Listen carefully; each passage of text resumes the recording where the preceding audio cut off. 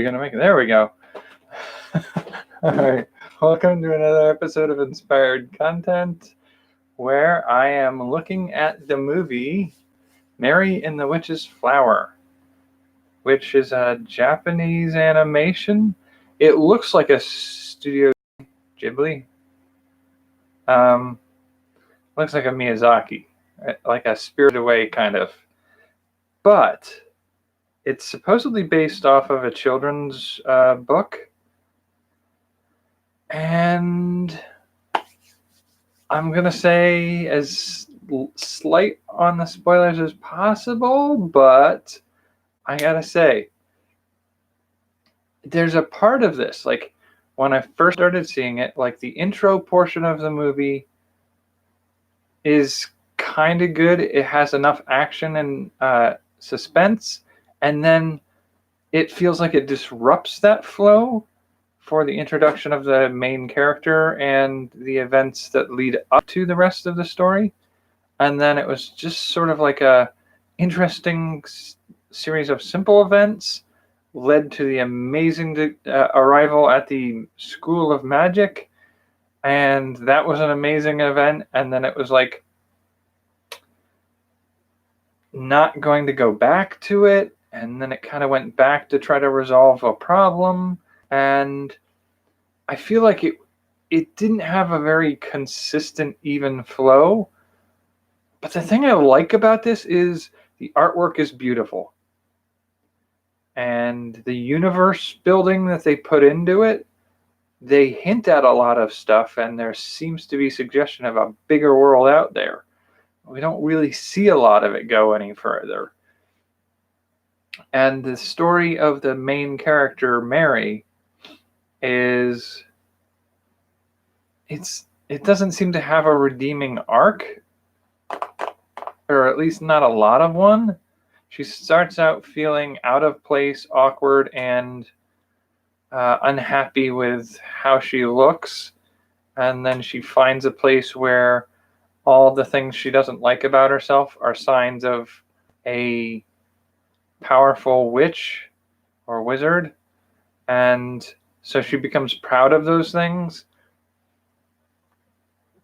But that's sort of it. The story doesn't cover anymore. Like, the whole story is, it feels, it has some of that aspect of those old Sci-Fi Channel movies where, you know, somebody unleashes something on the world that was squirreled away, hidden, and meant to be left buried. And they've unleashed it. There are consequences to somebody in their life, and they have to stop the rampage of or issue of whatever they've unleashed. They settle that issue, and then they just go back to their normal lives as if nothing happened. I was like, did you learn anything? Did you grow as a character? Was the whole view of the world changed for anybody? I mean, you started this without knowing there was a school of magic or magic existed at all. Now you know, but you're just going to go on with your life pretending it never happened? I mean, what? What? I feel like they left it hanging too much. So, like, overall, like, the premise of the story of a seemingly normal human girl finding something that brings them over into a magic world and gives them the illusion or the appearance of having special abilities.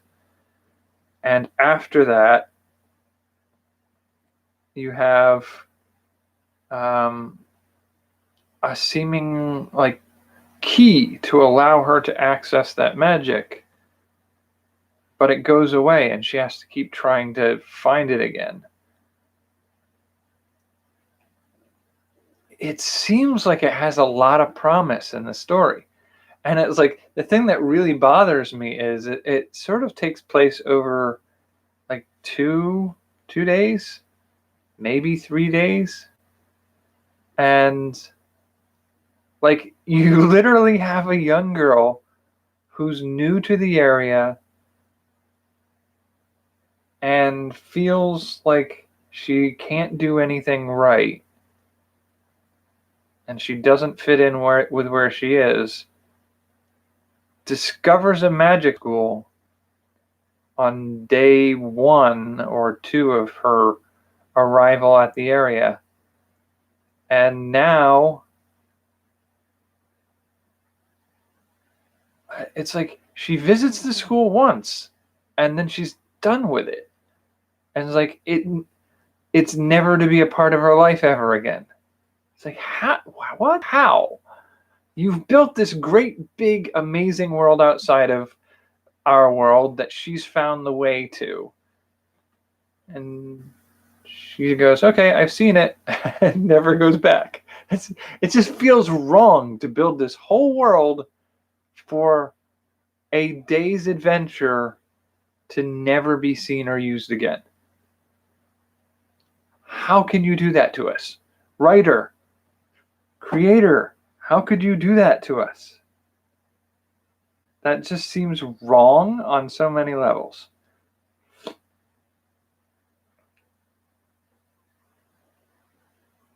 And so there's an aspect of this story I wish I could see more of, and I wish we could do more with.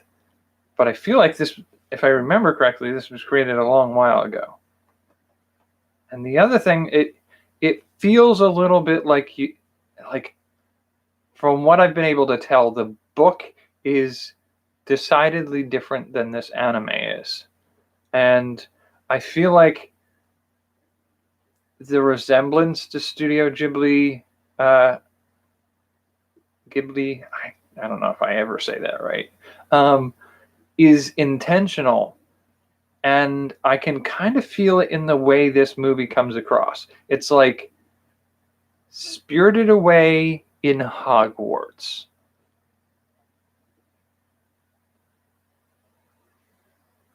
But not as good as that should sound like it is. Like, I feel like you could probably stop this movie around the point where she saves the person she's trying to save and they're trying to get away, and just assume they get away. If you did that, I think it would be an okay movie. I think the follow-up part seems tacked on and not very good, although there are bits to it that I really did enjoy. And I think overall, I think it's the world they built is the part I loved.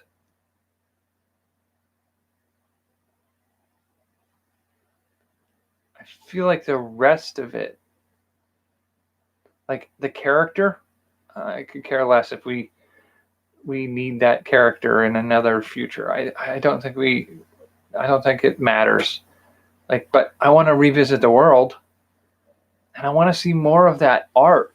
Man, I'd give anything for a book of the sets that they made. I mean, they're not sets, but they're animations, like the props, the animated sets, and some of the landscape. Like, they did some beautiful artwork for this, and they did some very, like, a prop maker's dream of magical gadgets and mad science. And it's just like, it's really neat looking stuff. It's an art piece is what it is for me. And I love art pieces sometimes. I feel like how they handled the story had promise, but they didn't deliver on the promise. I don't know. I mean, I would still recommend somebody give this a chance. Maybe I'm just being too cynical. But overall, I'm going to give it this is going to be a weird one.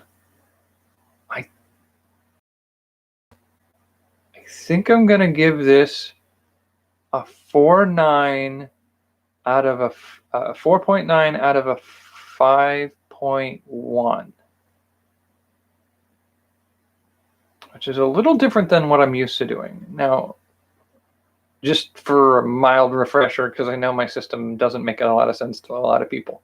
If the first numbers are separated, so usually it would be like a 5-1 out of a 5-4 or something like that. So the first two of the two numbers, the fives would be the same.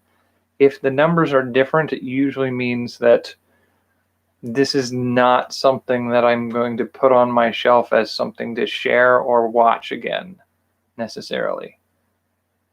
But the second after the decimal number, if it's less than 0.4 apart, it means I enjoyed a part of it. I enjoyed something or it well enough that I do sort of recommend it. So it's a little bit of a weird split for me, because the 5-9 out of or the 4-9 out of a 5-1, I do kind of like it for the artist's point of view and the world building. I just feel like it's a completely forgettable story.